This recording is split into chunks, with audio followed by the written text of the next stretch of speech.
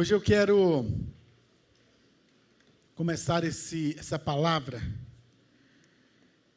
dizendo que o Senhor tem sido muito bondoso com a nossa igreja, através da vida de tantos irmãos que têm sido abençoadores na caminhada de fé que temos tido.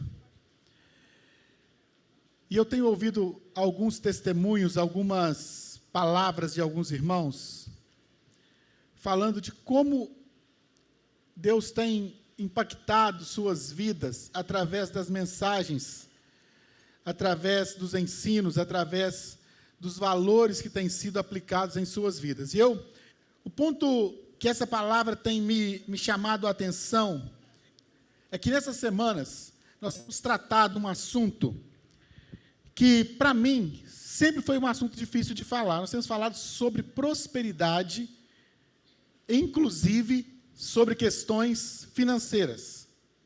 Talvez o nosso principal foco tenha, de fato, sido questões financeiras. Por quê?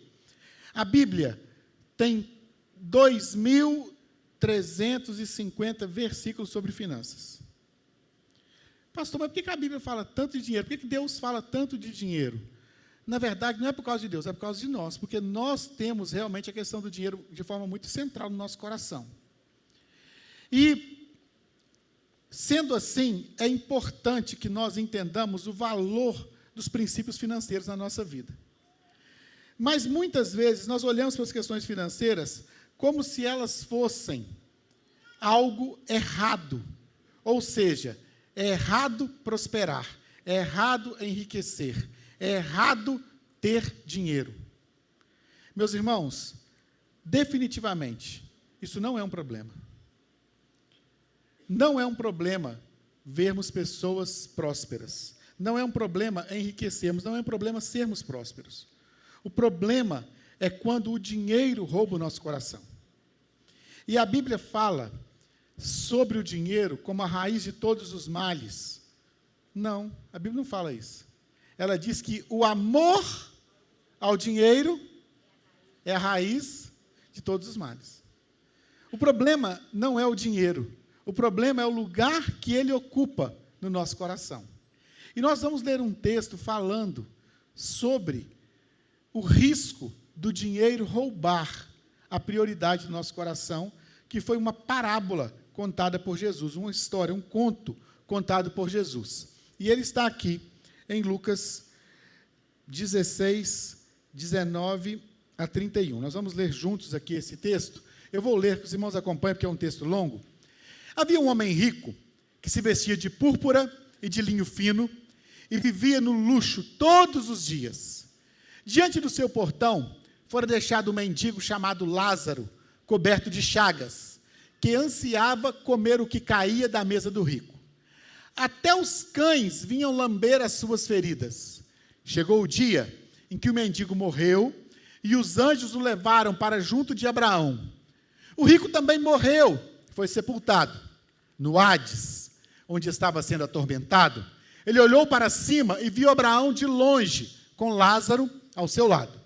Então, chamou: Pai Abraão, tem misericórdia de mim, manda que Lázaro molhe a ponta do dedo na água e refresque a minha língua, porque eu estou sofrendo muito neste fogo. Abraão, porém, respondeu: Filho, lembre-se de que durante a sua vida você recebeu coisas boas e Lázaro coisas más. Agora, porém, ele é consolado e você é atormentado. Além disso, entre vocês e nós há um grande abismo, de forma que os que desejam passar do nosso lado para o seu, ou do seu para o nosso, não conseguem.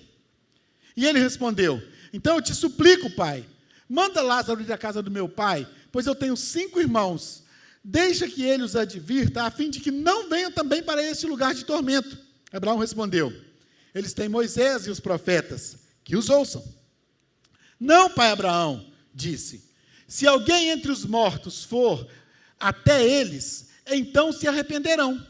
Abraão respondeu: Se não ouvem Moisés e os seus profetas, tampouco se deixarão convencer, ainda que ressuscite alguém dentre os mortos. Quando nós olhamos para esse texto, nós vemos aqui algo que nos aponta para um rico insensível, um rico atormentado no inferno pelas decisões da sua insensibilidade, do seu egoísmo, e vemos um mendigo que sofreu durante toda a vida e agora estava no céu sendo beneficiado, recebendo as bênçãos ou vivendo uma oportunidade diferente do que ele havia passado na terra de tanto sofrimento. Parece simples observarmos esse texto e não temos mais nada para tirar dele. Mas o primeiro ponto que eu queria ressaltar nesse texto é aquilo que eu já destaquei no início. Não há nenhum problema em ser rico. O problema é o que se faz com a riqueza. Nós vemos aqui esse homem rico sendo insensível à necessidade daquele que estava à sua porta. Nós vemos esse homem rico insensível ao ver que havia alguém sofrendo necessidade. E sabe, meus irmãos, ser miserável como aquele mendigo ilustrado por Jesus com esse nome Lázaro, que não tem nada a ver com aquele outro Lázaro lá da Bíblia,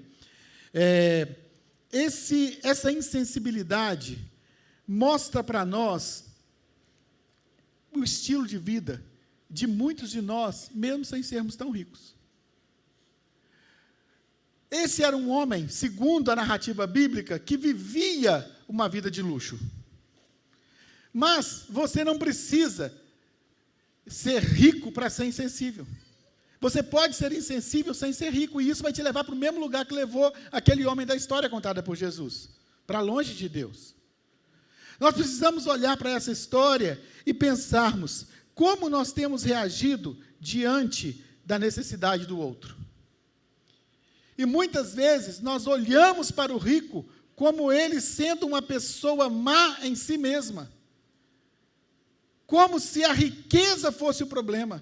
Mas nós não precisamos ser ricos para sermos egoístas, não precisamos ser ricos para sermos insensíveis. E eu quero que você olhe para isso e pense quantas vezes nós vemos ricos na palavra de Deus, que foram homens segundo o coração de Deus, como o próprio Davi, que foi um rei, saiu de uma situação de humildade financeira, pobre, pastor humilde de ovelhas no campo, e se tornou rei. Ou seja, ele enriqueceu. Não há nenhum problema para Deus em alguém enriquecer. Nós vemos Abraão. Vocês acham que Abraão era um homem rico? A Bíblia diz que ele era um homem muito rico, tão rico que ele dividiu as suas posses lá, a sua terra. Vocês lembram, nós pregamos sobre isso algumas semanas atrás. Você olhar, por exemplo, para Salomão, era um homem rico? Era sim, um homem rico. Nós vemos, de fato, na Bíblia, várias histórias de homens prósperos, ricos. Mas a questão aqui é como o dinheiro assumiu ou não na vida desses homens o protagonismo de roubar o coração deles do Senhor. E existem muitas pessoas ricas, que têm compaixão. Quantos irmãos eu conheço aqui na igreja que são altamente compassivos com a necessidade do outro? Nós vivemos uma realidade de uma igreja muito atenta às necessidades das pessoas. Quantas vezes o trabalho, o emprego, algumas pessoas me procuram e falam: pastor, eu estou desempregado, e eu fico brincando que eu tenho uma agência de empregos, falando que eu... esses dias o Renato mandou uma mensagem para mim: pastor, eu estou precisando de 2 funcionários. Aí o Alessandro, tem alguém que está precisando de um funcionário, e o outro manda, Daí eu começo a mandar, aí outros mandam: na minha empresa também está precisando. Daí a pouco, ontem, uma pessoa querida, está até aqui hoje, falou assim comigo: pastor, eu preciso de 30 funcionários PCD, você não conhece ninguém lá, preciso de 30. Às vezes, meu irmão, você pode ajudar alguém sem gastar R$1, só dando uma informação correta. Você pode ajudar alguém de uma maneira importante, sem precisar gastar dinheiro. Mas sabe, quantas vezes nós estamos pensando no dinheiro apenas para o nosso próprio prazer? E é tão claro que a Bíblia nos mostra em Tiago 4, versículo 3, e nós vemos esse texto e conhecemos também, nós podemos ler juntos, por gentileza? E quando pedem, porque os seus motivos são maus, vocês pedem coisas a fim de usá-las para os seus próprios prazeres. É um versículo clássico, muito conhecido, mas que às vezes nós não entendemos o que ele significa no nosso dia a dia. Sabe, meu irmão, metas financeiras nunca devem ter como propósito gerar facilidade para nós, enquanto, ao mesmo tempo, gera dificuldade para os outros. Como assim, pastor? Sabe, quantas vezes nós ganhamos a base da exploração do outro? Quantas vezes nós exploramos aquele que tem pouco? Outro dia eu dei um exemplo aqui e eu quero estender esse exemplo.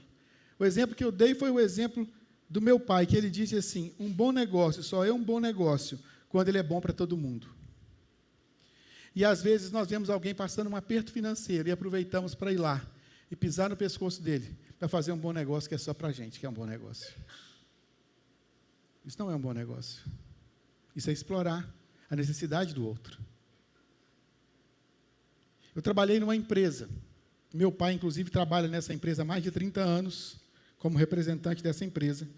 E os proprietários dessa empresa são muçulmanos.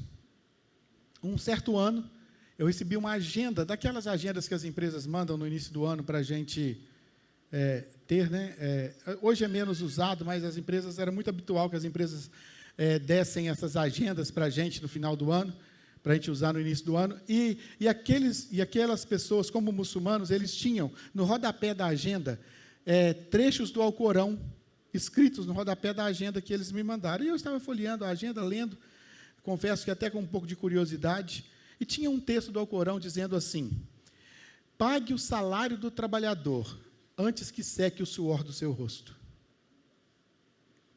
Quando eu li aquele trecho, eu fiquei me pensando, eu trabalhava há tantos anos naquela empresa, e meu pai trabalha lá há mais de 30 anos. Eles nunca atrasaram um salário. Em 30 anos. Nunca. Eles, quando o salário vai vencer, por exemplo, num feriado, ou num sábado, ou num domingo, eles antecipam o salário, em vez de deixar para pagar, como a lei permite, no dia posterior. E quando eu olho para esse texto, eu vejo o que a Bíblia já dizia muitos anos antes do Alcorão ser escrito. Veja o que a Bíblia fala em Deuteronômio a respeito desse assunto. Não explore o empregado pobre e humilde. Você é pago por dia, não explore o empregado pobre e humilde que é pago por dia, seja ele israelita ou um estrangeiro que mora na cidade onde você vive.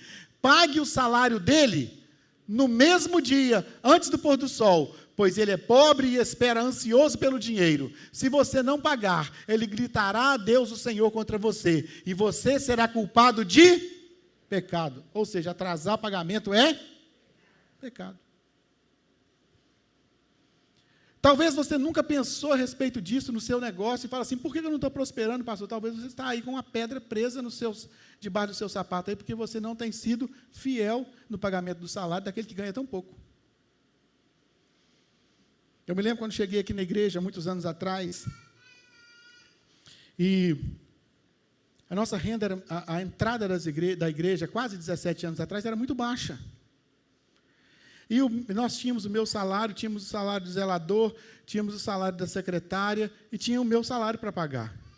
Quantas vezes chegava no dia de pagar o salário, não tinha o dinheiro? E eu falava com o nosso tesoureiro assim: pague os salários menores, por favor. Logicamente, o meu salário era maior do que o da zeladora e o da secretária. Quantas vezes o Bruno me ligava e falava assim, pastor, não tenho dinheiro hoje para pagar o seu salário. Posso fazer como no mês passado? Pode fazer, meu irmão, pode fazer, não tem problema. E eu sempre tinha uma reservinha financeira. Mas há muitos anos, nós recebemos rigorosamente, em dia, para falar a verdade, antes do dia, aqui na igreja, nosso salário. Porque nós nos organizamos financeiramente para não atrasar nada com ninguém. Eu, como disse, recebo um salário. Talvez você seja como eu também. Ou não, às vezes você recebe por dia, você recebe por semana. Mas como eu recebo um salário, a minha entrada, ela é única. Ou seja, dá o dia do mês eu receber, entrou aquele dinheiro, agora só entra mês que vem. Só que durante o mês tem várias contas que vêm. Sabe o que eu faço? Pago tudo no dia que eu recebo. Por quê? Porque não vai entrar outro dinheiro, não vai nascer dinheiro na minha conta. Então, o dia que eu recebo, eu pago tudo. Por quê? Eu gosto de olhar lá, ver meu Serasa bonitinho assim, ó, 1.000. Não quero ver o meu Serasa. Pastor, por que você quer isso? Na verdade, não é que eu queira isso. Na verdade, eu sei que viver uma vida pontual é atrair as bênçãos do Senhor sobre mim. Pastor, mas é tão difícil ser pontual, é tão difícil ter o salário em dia, é tão difícil acertar tudo em dia. Meu irmão, ajuste-se. Coloca seu orçamento na sua frente, vê aonde você pode cortar. A gente tropeça nos pequenos gastos, não é nos grandes, não.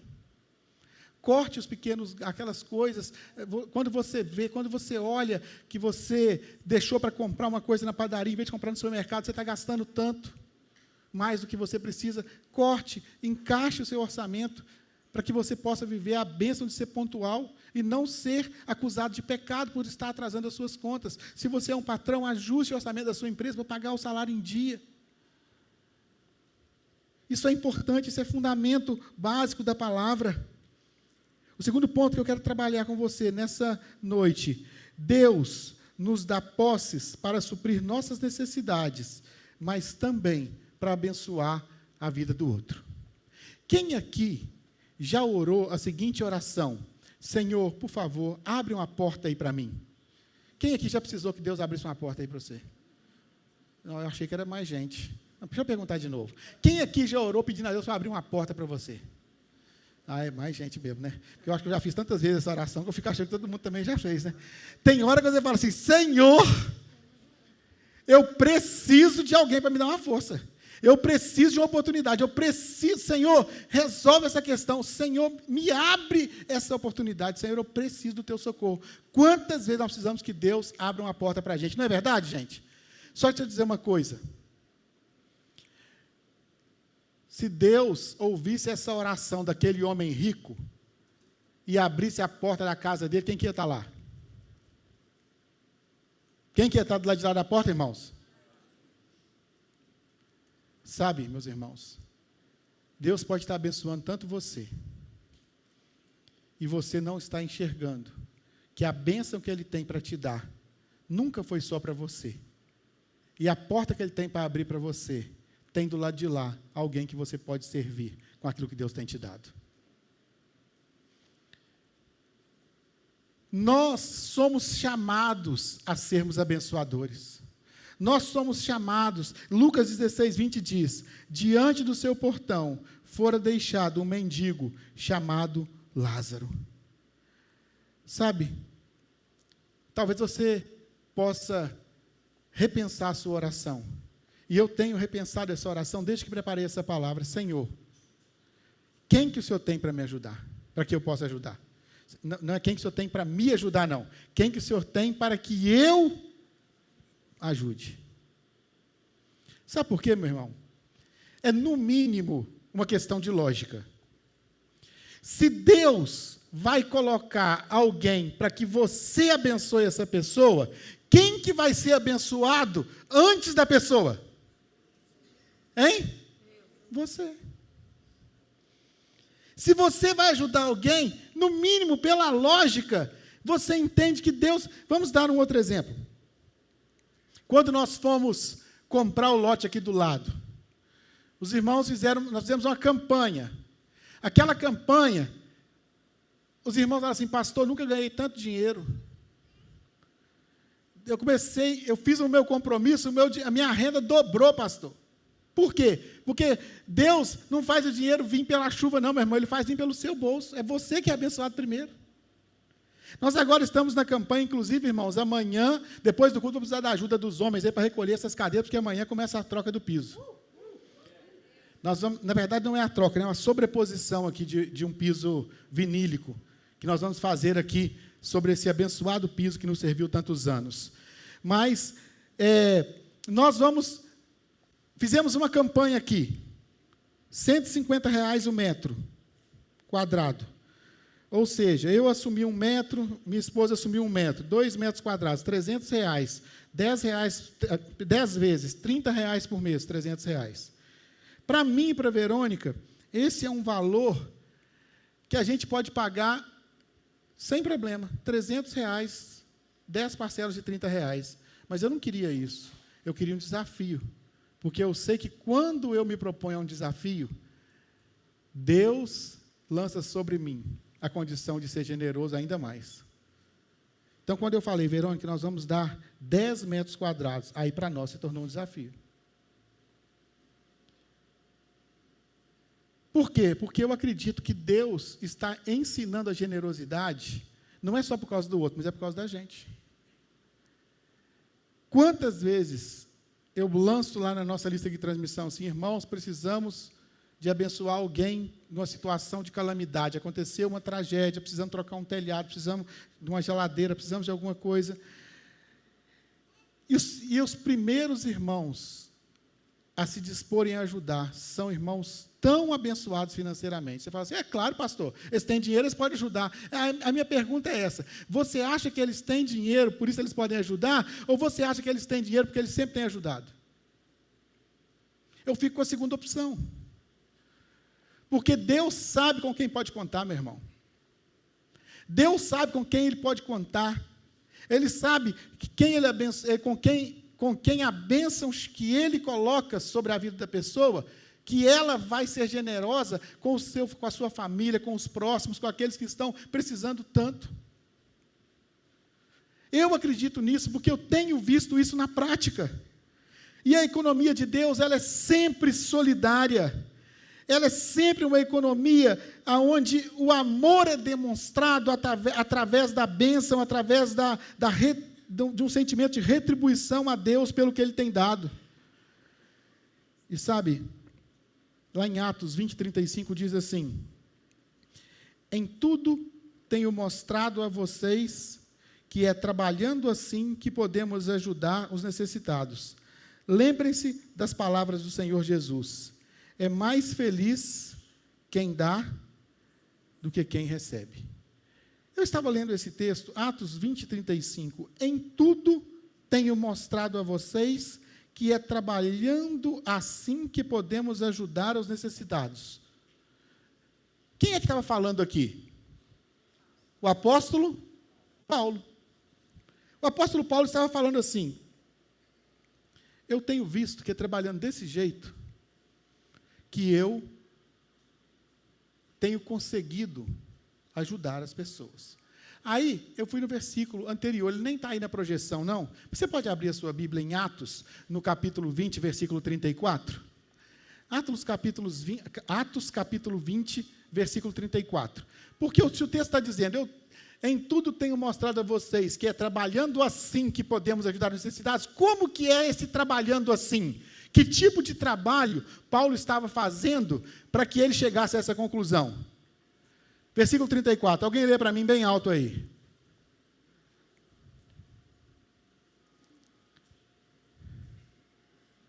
Ninguém? Vocês sabem que estas minhas mãos trabalharam para prover as minhas necessidades e as dos que estavam comigo. Aí, né? Eu trabalhei com o trabalho das minhas mãos, veio a provisão para mim e para os que estavam comigo. E em tudo tenho mostrado a vocês que é trabalhando assim, ou seja, um trabalho duro que eu faço, que me abençoa e abençoa os outros, que podemos ajudar os necessitados. Lembrem-se das palavras do Senhor. Leiam comigo. É mais feliz quem dá do que quem recebe. Quem pensa diferente disso é porque não amadureceu, meus irmãos. O pensamento de que é melhor receber do que dar é um pensamento de quando eu tinha 5 anos de idade. Quando eu tinha 5 anos de idade, eu não gostava do versículo que fala que é melhor dar do que receber, não. Eu gostava mais de receber do que dar. Esses dias foi o aniversário do Tito, meu netinho. Eu estava lá na casa dele, a campainha tocava. O que você acha que é a primeira coisa que ele pensava na campainha tocava? Meu convidado chegou? Não. Qual o presente que eu vou ganhar? Isso é pensamento de criança, irmão. Ele tem que tomar um couro por causa disso? Não, criança é assim mesmo. Criança imaturo pensa assim, que o melhor que tem é ganhar. Mas o pai que comprou o bolinho para ele, está feliz porque é melhor dar do que receber. Quem amadurece entende que é muito melhor você poder ajudar a pessoa do que precisar ser ajudado. E quantas vezes nós estamos recolhendo a nossa mão e não estamos ajudando as pessoas que precisam? Mas sabe, meus irmãos, as nossas escolhas financeiras, elas determinam boa parte do tipo de legado que nós deixaremos.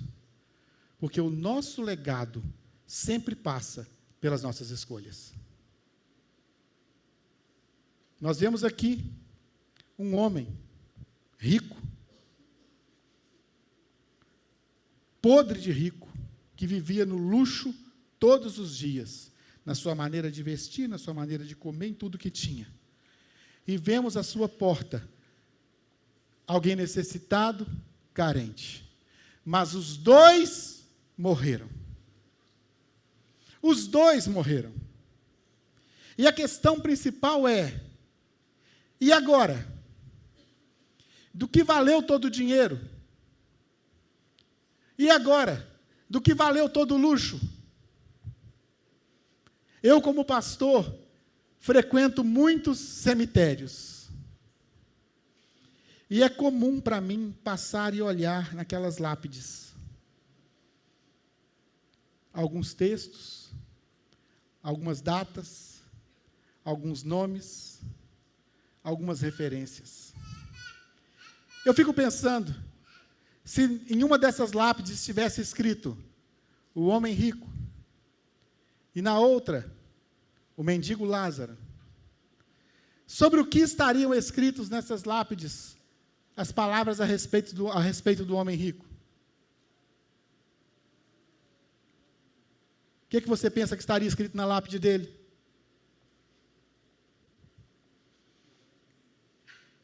O que você pensa que estaria escrito na lápide do Lázaro? Mas sabe, meu irmão, quando eu olho para isso, a pergunta que me vem à cabeça é: o que estaria escrito na minha lápide a respeito do tipo de vida que eu tenho levado?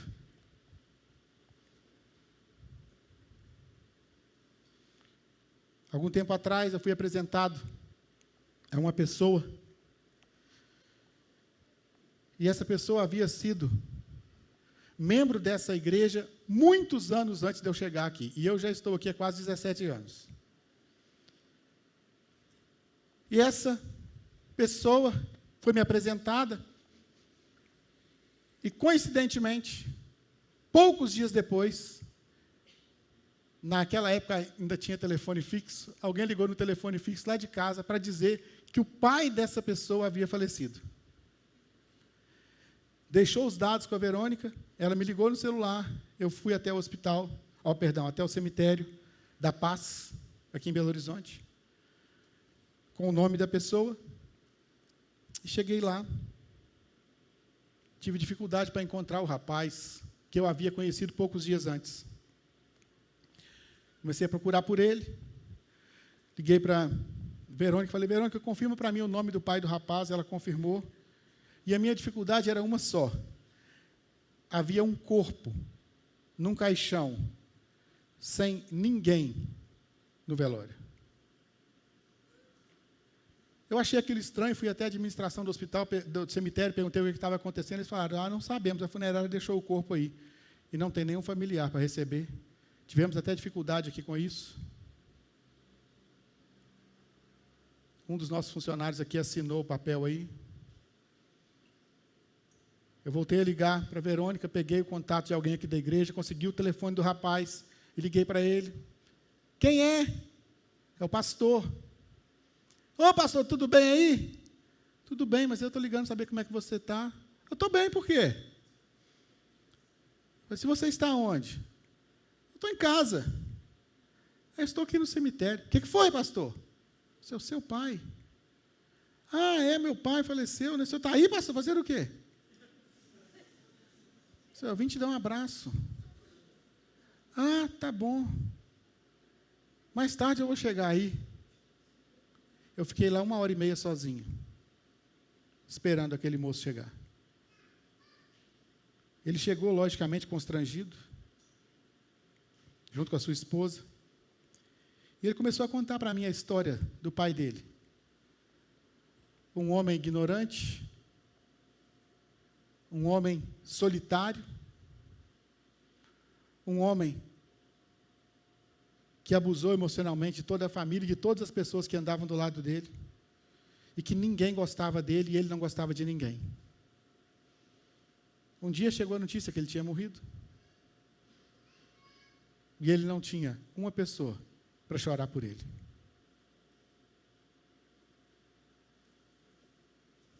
O que estaria escrito na lápide daquele homem, na minha ou na sua lápide, é o que menos importa. Porque o que importa é o que acontece depois disso.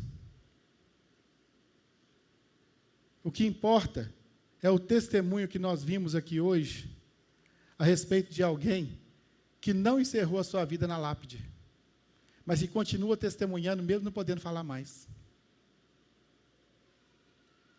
O que importa é quando nós olhamos para a vida das pessoas, que elas dão mais valor às coisas que de fato têm valor, ou seja, ao próximo, do que ao que pode colocar no bolso. As finanças são um assunto importante para ser ensinado nos seus valores e princípios, sim. Mas o mais importante que nós podemos ensinar sobre finanças é que você não vive por elas. Porque se você viver por causa das suas finanças, isso vai afetar profundamente. Se o seu objetivo é ser rico, e você pode até conseguir ser rico, mas isso vai afetar profundamente o seu casamento. Isso vai afetar profundamente o seu relacionamento com seus filhos. Isso vai afetar profundamente o seu relacionamento com as outras pessoas. Porque o seu propósito está focado no Deus errado. Esse Deus se chama Mamon. E sabe, meu irmão, quando eu olho para esse texto, me chama tanto a atenção, quando eu chego no versículo 25, que diz, Abraão, porém, respondeu, filho, lembre-se de que durante a sua vida, você recebeu coisas boas, e Lázaro coisas más, mas agora, ele é consolado, e você é atormentado. Além disso, entre você e nós há um grande abismo, de forma que os que desejam passar ao nosso lado para o seu e do seu para o nosso, não conseguem. Meu irmão, aquele mendigo, ele viveu tantas dificuldades na terra, mas, pelo contexto, ele era amado por Deus. E ele sabia disso. E talvez você esteja vivendo hoje tantas dificuldades na sua vida. Talvez você esteja passando por alguns apertos que você nunca pensou que ia passar. Talvez você esteja passando por uma dor que você nunca achou que ia passar. Talvez você esteja olhando para as dificuldades que você nunca pensou que ia viver, dentro do seu casamento, dentro das suas finanças, dentro da relação sua com seus filhos. Mas eu queria que você entendesse uma coisa central nesse momento, meu irmão. Nunca se esqueça da importância que você tem para Deus. Nunca se esqueça do valor que você tem para Deus. Aquele mendigo, ele foi recolhido por anjos. Veja o que está escrito aqui no versículo 16, 24. Então, no versículo 22, chegou o dia em que o mendigo morreu e os anjos o levaram para junto de Abraão. Aqui existe uma figura ilustrativa em relação ao céu, em relação à figura de Deus como pai aqui na figura de Abraão, mas perceba, ele foi recolhido pelos anjos, enquanto aquele homem que só vivia pelos prazeres foi para o inferno, para o Hades, para a figura do inferno que está aqui. E é interessante, meus irmãos, que a arrogância, ela acompanha o rico até o inferno. Como assim, pastor? Veja o que está escrito aqui no versículo 24. Veja o versículo 24, leiam comigo. Então chamou...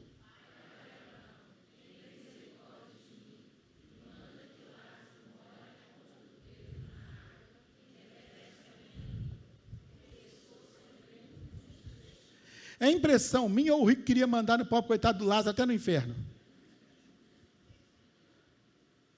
Ele era tão arrogante que ele queria que o Lázaro levasse água. Pede lá trazer uma água aqui para mim, está muito quente. Eu sei, irmãos, que não foi exatamente assim, mas eu quero que você perceba que aquele rico não entendeu que ali não era um lugar para ele ser servido. Ali não era um lugar onde ele seria servido. Quantas vezes você está aí usufruindo de tantas riquezas, de tantos prazeres, de tantas coisas que você curte? Pastor, mas eu não sou rico, não. Entenda, quando eu digo riqueza, eu não estou dizendo exatamente de quanto você tem no banco, mas do propósito da sua vida. Você está usufruindo o seu propósito é só prazer, só prazer, só prazer, só prazer. Sabe o que isso vai acontecer? Você vai continuar tendo prazer até o dia que a sua sepultura disser para você assim, acabou, meu querido. Daqui para frente, não tem mais prazer.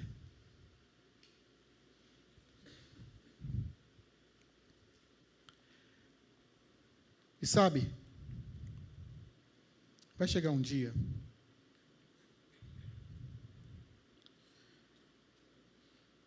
em que você vai ter que encarar de frente a sua realidade.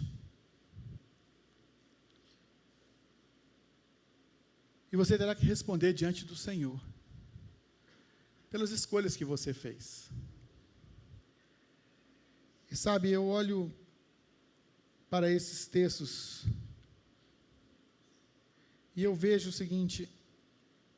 Versículo 27, então, não está aí na sequência, Ana, mas está lá no início, o versículo 27, ele diz assim, então, eu te suplico, Pai, manda Lázaro ir à casa do meu pai, pois eu tenho 5 irmãos, deixa que ele os advirta, a fim de que não venham também para este lugar de tormento. E Abraão respondeu, eles têm Moisés e os profetas, que os ouçam. Não, pai Abraão, disse, se alguém entre os mortos for até eles, então se arrependerão.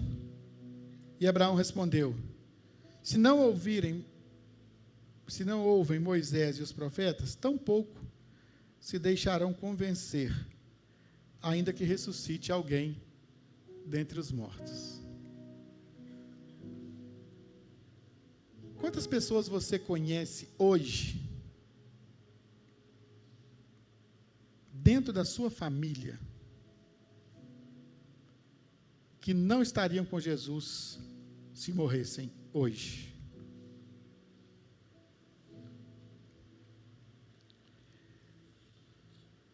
Aquele homem morreu, e ele, no seu leito de sofrimento, ele pensava, quantos não estarão comigo aqui nesse lugar de sofrimento?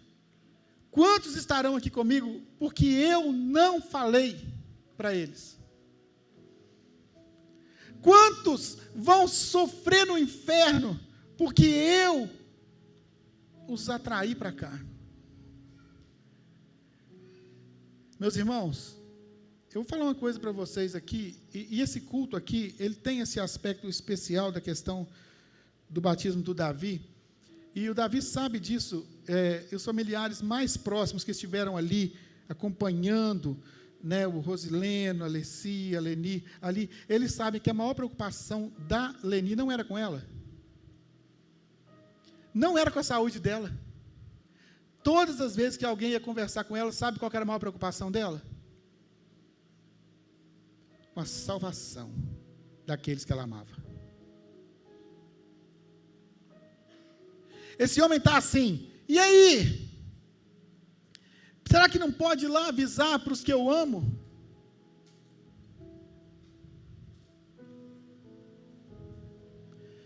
E é interessante que a parábola conta que Abraão disse assim, olha, eles já têm a pregação, eles já têm a pregação da salvação. Eles já têm os profetas, naquele contexto. Mas quem é que estava contando essa parábola mesmo, irmãos? Jesus.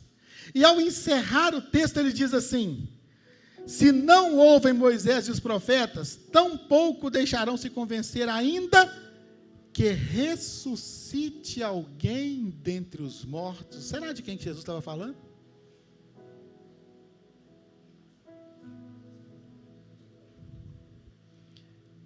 Ao ler esse texto, salta aos meus olhos que Jesus estava dizendo o seguinte, está sendo pregada uma mensagem. Talvez você pense assim como eu, olha, se Deus aparecesse para mim em pessoa, eu mudaria o meu comportamento. Quero dizer para você uma coisa, isso é mentira, porque ele apareceu no Éden para Adão e Eva em pessoa, e mesmo assim eles escolheram acreditar no diabo.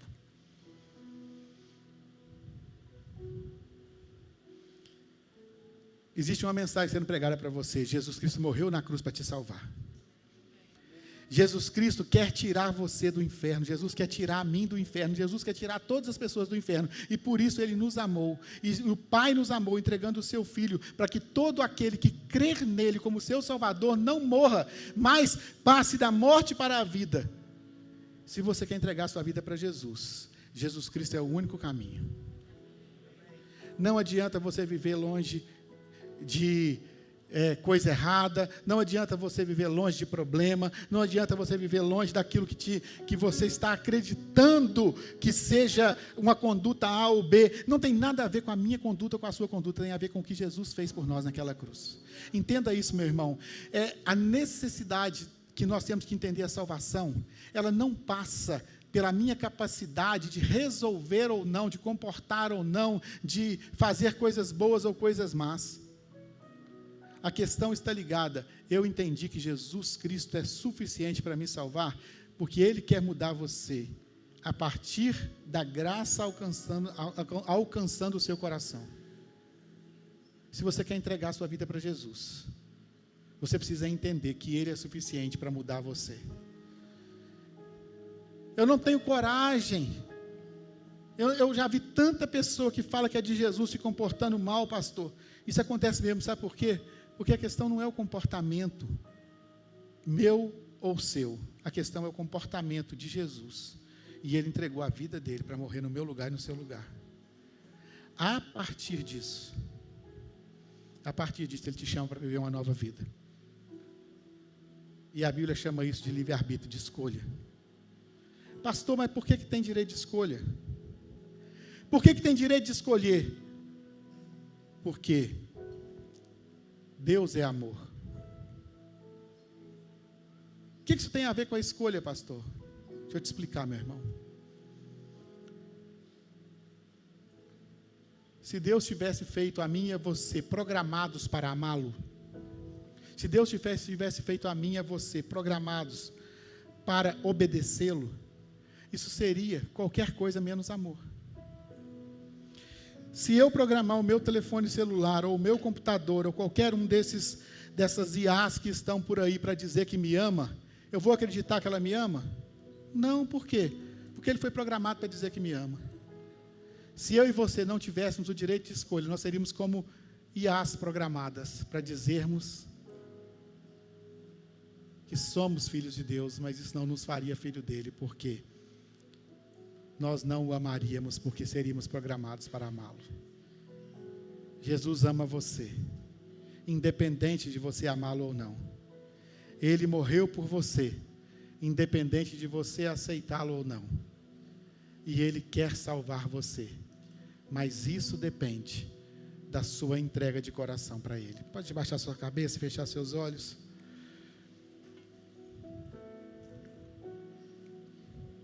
Feche os seus olhos e ouça o que eu vou ler para você agora. Em todas essas situações, temos a vitória completa por meio daquele que nos amou. Pois eu tenho a certeza de que nada pode nos separar do amor de Deus. Nem a morte, nem a vida, nem os anjos, nem as outras autoridades ou poderes celestiais, nem o presente, nem o futuro, nem o mundo lá de cima, nem o mundo lá de baixo. Em todo o universo, não há nada que possa nos separar do amor de Deus, que é nosso, por meio de Cristo Jesus, o nosso Senhor. Nada pode separar você do amor de Deus. Nada pode separar você do que Jesus fez por você.